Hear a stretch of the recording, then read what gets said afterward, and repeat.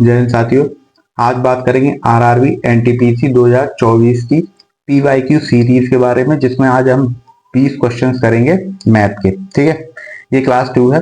अगर क्लास 1 आपने नहीं देखी है तो उसका लिंक आपको डिस्क्रिप्शन में मिल जाएगा, तो चैनल पे जाके आप उसको वीडियो को देख सकते हैं। बाकी जो साथी चैनल पे नए हैं वो चैनल को सब्सक्राइब जरूर कर लें, जिससे आपको इस सीरीज के सभी वीडियोस आपसे आसानी तक मिल जाएं। ठीक है, चलो स्टार्ट करते हैं।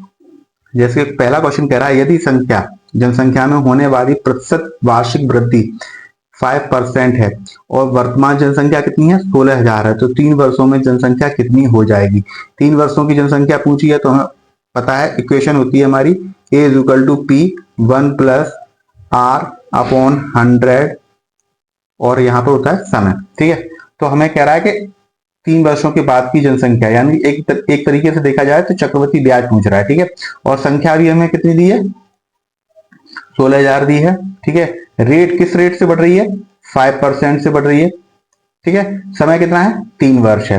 तो इसकी 3 वर्ष की जनसंख्या निकालेंगे, 5 से इसे कट करेंगे, 5 × 5 और ये 20 बार कटेगा, 20 टाइम्स। ठीक है, 20 × 20 और 21, यानी कि हो जाएगा 21/20। ठीक है, अब कितने टाइम, 3 वर्ष के लिए पूछा है तो 3 बार लिख लेंगे इसको, 21/20। ठीक है, 0 0 0, ये तीनों 0 कट जाएंगे, 2 दूनी 4, 4 दूनी 8, 8 से कटेगा 16 2 बार। ठीक है, इनका 21 का यहाँ 21 का गुणा जब करेंगे तो आएगा 2 × 9,261, यानी 21 का कितना होता है, 9,261। 2 से जब इसका मल्टीप्लाई करेंगे तो आंसर कितना आएगा, 2 × 2, 2 × 6 12, 1 2 दूनी 4, 1 5, 2 ने 18, यानी 18,522। हमारा आंसर कौन सा सही होगा, ए ऑप्शन हमारा सही होगा। 3 वर्षों बाद जनसंख्या कितनी हो जाएगी, 18,522। ठीक है, इसी प्रकार से अगला क्वेश्चन देखते हैं। 2 की घात 20 को 3 से विभाजित किए जाने पर कितना शेष बचेगा। 2 की घात 20 को अगर हम 3 से विभाजित करेंगे तो कितना शेष बचेंगे। देखिए कैसे करते हैं इसको। 2 की घात 20 को हम कैसे लिख सकते हैं, 2 की घात 20 को लिख सकते हैं 2 की घात 2 और ऊपर लिख लेंगे 10। आपको पता है जब घात के ऊपर घात लगी होती है तो उनका आपस में गुणा हो जाता है, यानी कि 10 का 2 से होगा तो 20 हो जाएगा, यानी वही इक्वेशन रहेगी। ठीक है, अपॉन 3 रहेगा। ठीक है, 2 की घात 2 को हम क्या लिख सकते हैं, 4 लिख सकते हैं, ऊपर 10 की पावर रहेगी। ठीक है, 4 को हम किस तरीके से लिख सकते हैं, 3 + 1। ठीक है, ऊपर पावर 3 रहेगी, अपॉन में 3 रहेगा। अब यहाँ पर याद रखें, 3 की घात जब 10 लगी हुई है, यानी कि 3 की घात 10 जब लगी हुई है तो 3 से विभाजित हो जाएगी। एक है, मतलब जैसे कि 3 का भाग 3 में देंगे तो पूरा पूरा कट जाएगा, जबकि 3 का भाग 1 में देंगे तो कितना शेष बचेगा, 1 बचेगा। यानी कि ऐसे समझ सकते हैं 1 की पावर 10 अपॉन 3, यहाँ कितना शेष बचेगा, 1 की घात 10 हो या कितनी भी हो वही 1 आएगा, तो यहाँ जो शेष आएगा वो कितना आएगा, ए ऑप्शन हमारा सही रहेगा, 1 शेष बचेगा। ठीक है, इस तरीके से ए ऑप्शन हमारा सही होगा 1। अगला क्वेश्चन देखते हैं। ठीक है, ये दिया गया है √5 + 1 अपॉन √5 - 1। इस तरीके के क्वेश्चन को किस तरीके से करते हैं देखेंगे जरा। इसमें हम ऊपर और नीचे दोनों जगह हम √5 + 1 से मल्टीप्लाई कर देंगे। ठीक है, तो क्या होगा, इसमें यहां पर होल स्क्वायर बन जाएगा, यानी कि √5 + 1 का होल स्क्वायर हो जाएगा। यहां पर आपको पता है a - b और a + b जब मल्टीप्लाई में होंगे तो बन जाता है a का स्क्वायर, यानी कि √5 का स्क्वायर माइनस b का स्क्वायर, यानी 1 का स्क्वायर। ठीक है, जब इसको ओपन करेंगे तो √5 का स्क्वायर कितना होगा, ये हो जाएगा 5 + 1 + 2√5। ठीक है, यहाँ √5 का स्क्वायर करेंगे तो 5 आएगा और यहाँ 1 का स्क्वायर करेंगे 1 आ जाएगा। ठीक है, 5 और 1 6 हो जाएगा, 6 + 2√5 और नीचे बचेगा 4। देखिए यहां से 2 कॉमन अगर ले लेंगे तो बचेगा 3 + √5 अपॉन में कितना होगा, 4 होगा। 2 से जब इसे कट करेंगे 2 टाइम बचेगा, तो हमारा आंसर कितना आएगा, 3 + √5 अपॉन 2 होगा। ठीक है, यानी कि ऑप्शन नंबर बी हमारा सही आंसर होगा। अगला क्वेश्चन देखेंगे। यदि समीकरण x² - 19x + 88 = 0 एक मूल 8 है तो दूसरा मूल ज्ञात कीजिए। दूसरा मूल कैसे ज्ञात करेंगे, मूलों का जो गुणनफल होता है वो कितना होता है, अल्फा × बीटा = कितना हो जाएगा, 88 हो जाएगा। अब ये यहाँ पे कह रहा है एक मूल, यानी कि अल्फा कितना दिया गया है, 8 दिया गया है, यानी 8 into beta is equal to, ठीक है। तो ये कितना हो जाएगा, 8 से जब इसे डिवाइड करेंगे तो कितना आएगा, 11 आएगा। इस तरीके से हमारा ऑप्शन बी सही होगा, बी ऑप्शन 11 हमारा दूसरा मूल होगा। नेक्स्ट क्वेश्चन, निम्नलिखित व्यंजक का मान ज्ञात कीजिए, ठीक है। तो इस तरीके के क्वेश्चन किस तरीके से करेंगे, 0.25 डिवाइडेड बाई 0.0025 गुणा में है 0.0225 इंटू 25, ठीक है। अब हम यहाँ पे क्या करेंगे, ऊपर 2 जीरो लगा लेंगे, ठीक है। तो हमारे पास 4 अंकों बाद दशमलव यहाँ आ गया, 4 अंकों बाद यहाँ आ गया, ठीक है। तो इस दशमलव से ये हट जाएगा। 25 से जब इसे डिवाइड करेंगे तो कितना आएगा, 100 आएगा। 100 का जब मल्टीप्लाई इधर किया जाएगा तो कितना होगा, पॉइंट कहाँ लग जाएगा, 2.5 इंटू 25, ठीक है। 25 का जब हम गुणा करेंगे तो कितना आएगा, 625 आएगा, और दशमलव 1 अंक बाद लग जाएगा। तो ऑप्शन हमारा कौन सा सही होगा, डी ऑप्शन हमारा सही होगा, 62.5। अगला क्वेश्चन देखेंगे, एक मीनार के आधार से 200 मीटर की दूरी पर स्थित एक बिंदु से देखे जाने पर 200√3 मीटर ऊंची मीनार के शीर्ष का उन्नयन कोण ज्ञात कीजिए, ठीक है। तो आप ऐसे समझिए, 200 मीटर दूरी पर कोई बिंदु है जहां से देखे जाने पर उसका उन्नयन कोण पूछा गया है, यानी कि थीटा का मान हमें निकालना है। तो हम क्या करेंगे, tan थीटा बराबर हमारा क्या होता है, मान लो ये त्रिभुज ए बी सी, तो tan थीटा बराबर क्या होगा, tan थीटा बराबर होगा A B upon B C, है ना। tan थीटा का मान निकालना है, ए बी हमारा कितना है 200√3 और नीचे कितना है 200, 200 से 200 जब कट करेंगे तो कितना बचेगा, √3 बचेगा। अब tan की फॉर्म में थीटा का ये मान कितने का होता है, tan 60 का, ठीक है। तो थीटा इक्वल टू कितना आ जाएगा, 60 आ जाएगा, ठीक है। यानी कि ऑप्शन नंबर हमारा बी सही आंसर होगा। नेक्स्ट क्वेश्चन देखते हैं, चक्रवृद्धि ब्याज पर दी गई एक राशि 5 वर्ष में, 5 वर्ष में कितना हो रहा है, 5 ईयर में कितनी हो जा रही है, 2 गुनी हो जाती है। कितने वर्षों में वह स्वयं की 16 गुनी हो जाएगी। अब समय पूछा गया है T2, यानी कि दूसरा समय पूछा गया है और पूछ रहा है 16 गुनी कितनी हो जाएगी। तो इस तरीके के क्वेश्चन कैसे करेंगे, हम ये यहाँ पर इक्वल कर देंगे, यानी कि 2 की घात हम कितनी लगा दें जो 16 आ जाए, ठीक है। तो हमें पता है 2 की घात अगर 4 लगाते हैं 2 की पावर कितनी हो जाता है 4, अगर लगाते हैं तो कितना हो जाएगा 16 हो जाएगा, ठीक है। तो हम क्या करेंगे, T2 निकालने के लिए T1 में हमने जो पावर लगाई थी, घात जो लगाई थी, उसका मल्टीप्लाई कर देंगे। तो T1 कितना है हमारा, समय पहला कितना दिया है 5 दिया है, इंटू 4, 5 और 20, यानी कि 20 वर्षों में ये राशि जो है कितनी हो जाएगी, 16 गुनी हो जाएगी। तो हमारा जो ऑप्शन होगा वो सी ऑप्शन हमारा सही होगा, 20 वर्षों में। एक वस्तु 250 में खरीदी जाती है, 10% का लाभ प्राप्त करने के लिए इसका विक्रय मूल्य कितना होगा। तो हम क्या करेंगे, 250 का 110% निकाल लेंगे, क्योंकि हमें 10% लाभ लेना है ना, तो 110% निकाल देंगे, दोनों जीरो कट हो जाएंगे। 25 का जब इससे मल्टीप्लाई करेंगे, 25 से कम 25, 2 कैरी बचेगी, 25 से कम 25 और 2 27, यानी कि 275 रुपए में बेची जाएगी ये वस्तु। तो इस पे 10% का लाभ प्राप्त कर लेगी। ऑप्शन नंबर सी हमारा सही आंसर होगा, ठीक है। नेक्स्ट क्वेश्चन देखते हैं, बहुत बढ़िया क्वेश्चन है, क्वेश्चन नंबर 9। ये कह रहा है 110 मीटर लंबी रेलगाड़ी, एक रेलगाड़ी है जिसकी लंबाई कितनी है 110 मीटर, ठीक है। 90 किलोमीटर प्रति घंटे की चाल कितनी दी गई है, चाल दी गई है 90 किलोमीटर प्रति घंटा, ठीक है, चल रही है। इसे 180 मीटर लंबे एक पुल और पार करने में कितना समय लगेगा। एक पुल है जिसकी लंबाई है 180 मीटर, तो टोटल दूरी कितनी हो गई, दूरी की अगर पूरी बात की जाए तो हो जाएगी 290 मीटर, ठीक है। और चाल हमारी किसमें दी गई, दूरी दी है हमारी मीटर में और चाल हमारी किसमें दी है किलोमीटर में। तो हम पहले इसे किलोमीटर को किसमें चेंज कर लेंगे, इसे चेंज कर लेंगे मीटर पर घंटे में, ठीक है। तो 5/18 से जब इसमें गुणा करेंगे तो 18 से 18 पंजे 90 और ये 25 मीटर प्रति घंटे, सॉरी मीटर प्रति सेकंड में आ जाएगा, मीटर प्रति सेकंड में आ जाएगा। अब ये कह रहा है कि समय निकालना है, ठीक है। तो कितने समय में प्लेटफॉर्म को पार कर लेगी, तो समय बराबर होगा दूरी बट्टे चाल, ठीक है। दूरी कितनी है 290 और चाल कितनी है 25, 25 से जब इसे भाग देंगे 25 से कम 25, 4 बचेगा, फिर 25 से एक बार जाएगा, 25 से कम 25, ठीक है, कितना बचेगा 15 बचेगा, दशमलव लगाएंगे 150 का, 25 छिके 150, यानी 11.6 6 सेकंड में ये पार कर लेगी। बी ऑप्शन हमारा सही होगा, 11.6 सेकंड। ठीक है, नेक्स्ट क्वेश्चन देखते हैं।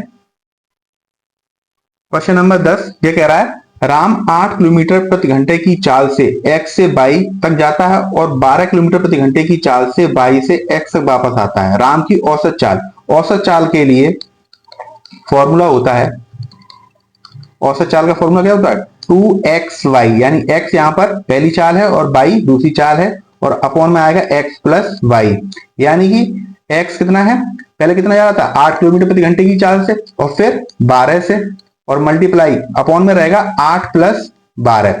ठीक है, तो ऊपर हम ऐसे ही रखेंगे, सॉल्व करने में आसानी होगी। 8 और 12 को जब हम जोड़ेंगे कितना हो जाएगा 20 हो जाएगा। 2 से इसे कट करेंगे 10 बार, फिर 2 से इसे कट करेंगे ये 4 बार जाएगा और ये कितनी बार जाएगा 5 बार जाएगा। 12 चौक 48 होगा, 5 से इसे भाग देंगे, 5 एम 45 होगा, 3 बचेगा, 5 के 30, यानी 9.6 किलोमीटर प्रति घंटा। ये उसकी क्या हो जाएगी औसत चाल होगी।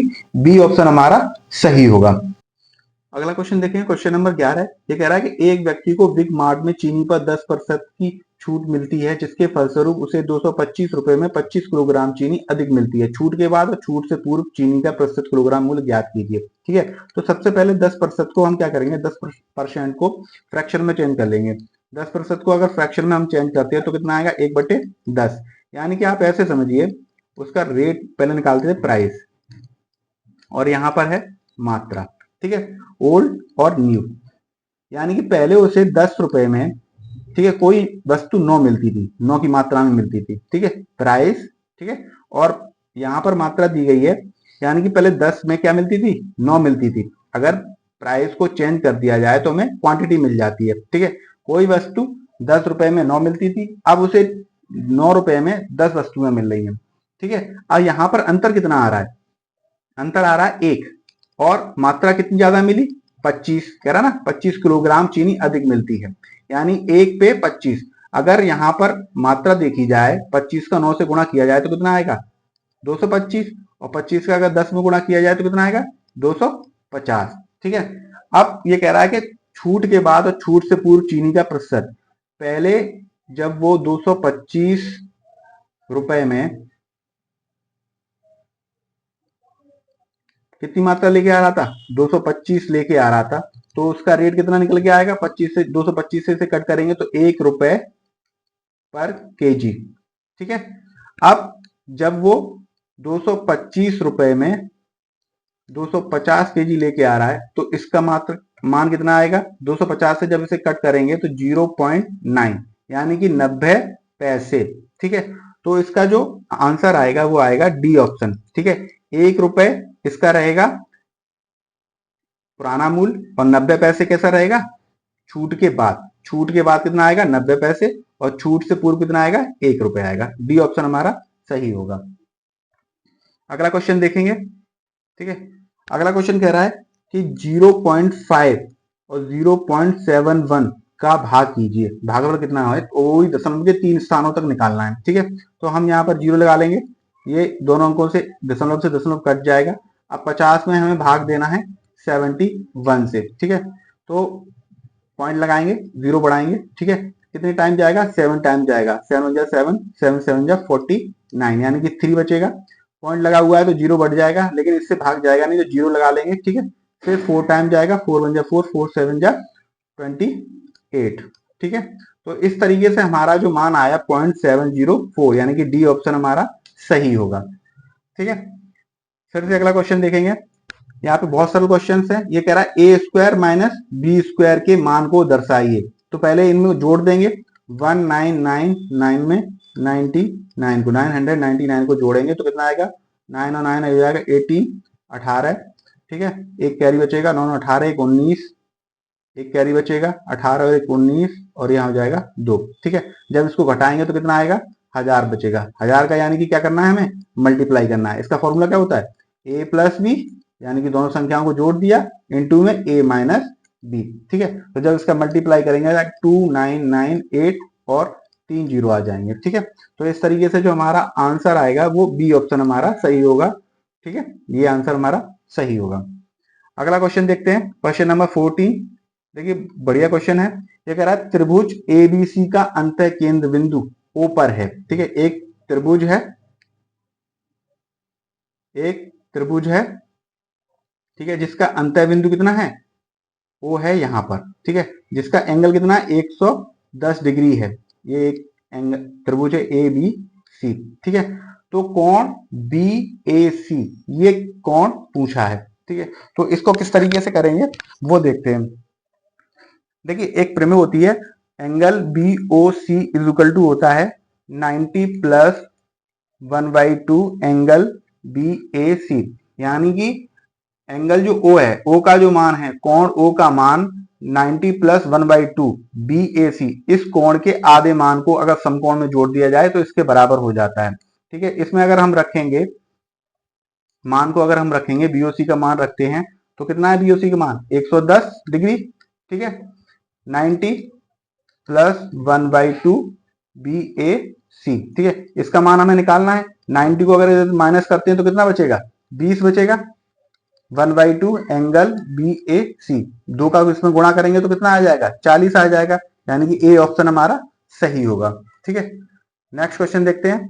क्वेश्चन नंबर 15, यदि दो शंकुओं की ऊंचाइयों का अनुपात 1:4 है, ऊंचाइयों का अनुपात कितना है, H1 H2 का मान कितना दिया है, 1/4 दिया है, और व्यासों का अनुपात यानी कि D1 और D2 कितना दिया है, 2R1/2 R2 दिया है हमारा 4/5।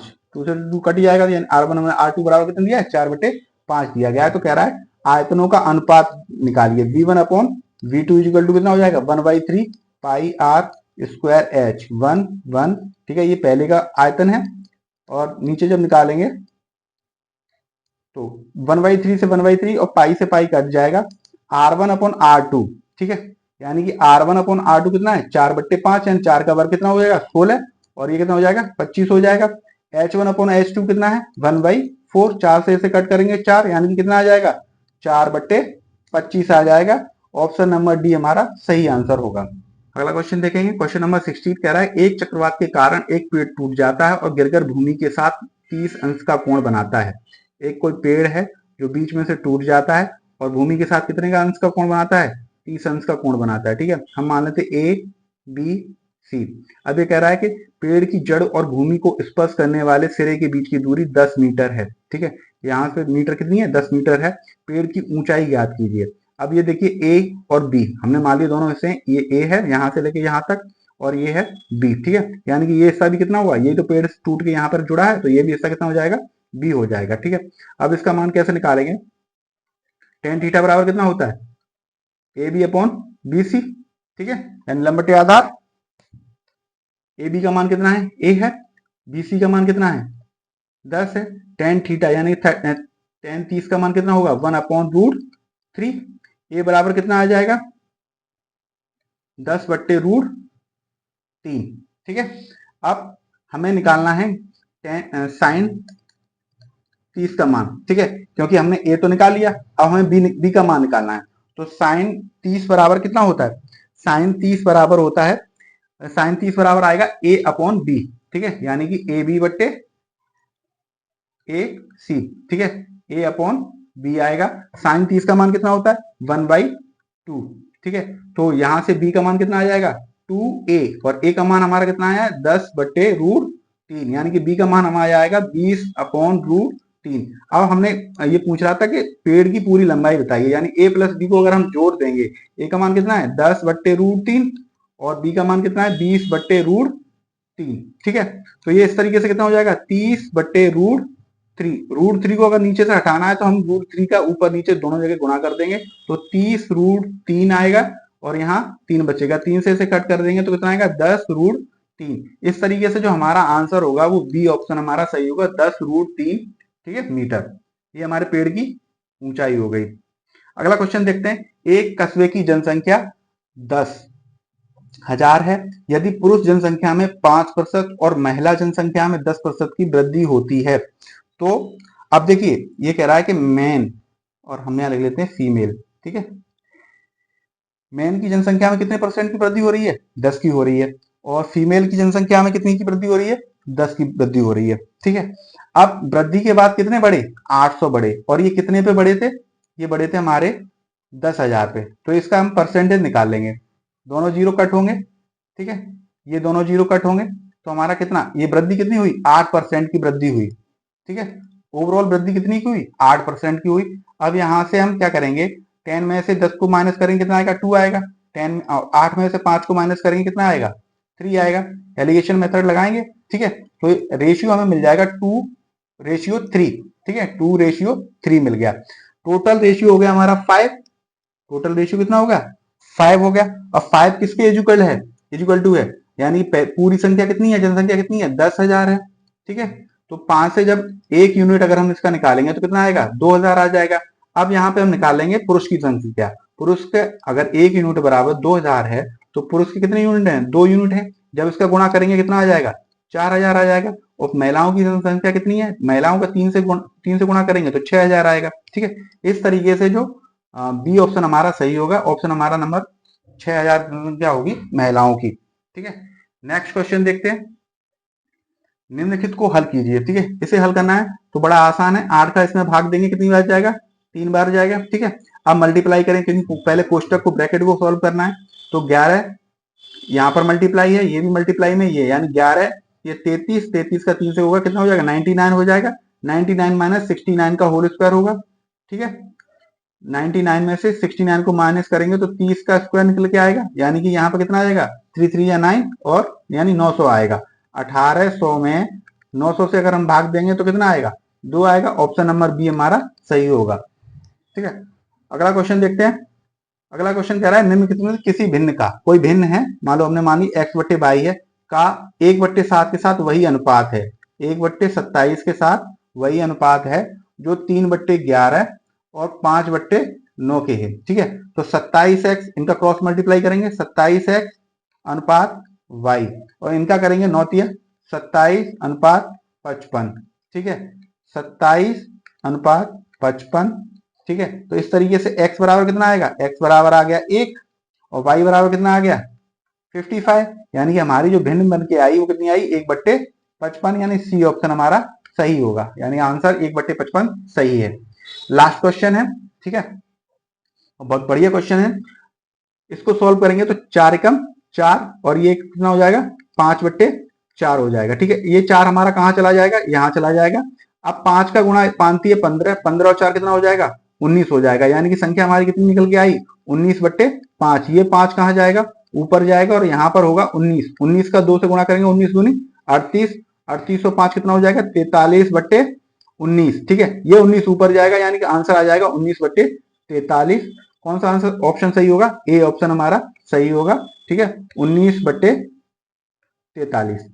तो ये थे मैथ के 20 क्वेश्चंस। उम्मीद है आपको अच्छी तरीके से समझ में आए होंगे। अगर किसी प्रकार की कोई दिक्कत है आप कमेंट बॉक्स में मुझे बता सकते हैं। ठीक है, बाकी चैनल को सब्सक्राइब कर लें, जिससे इसी तरीके से आरआरबी एनटीपीसी की सीरीज के जो आने वाले क्वेश्चंस हैं, वीडियोस हैं, वो आपको मिल सकें। ठीक है, तो चैनल को सब्सक्राइब कर लें। बाकी अगर कोई दिक्कत है तो कमेंट बॉक्स में आप बता सकते हैं। धन्यवाद।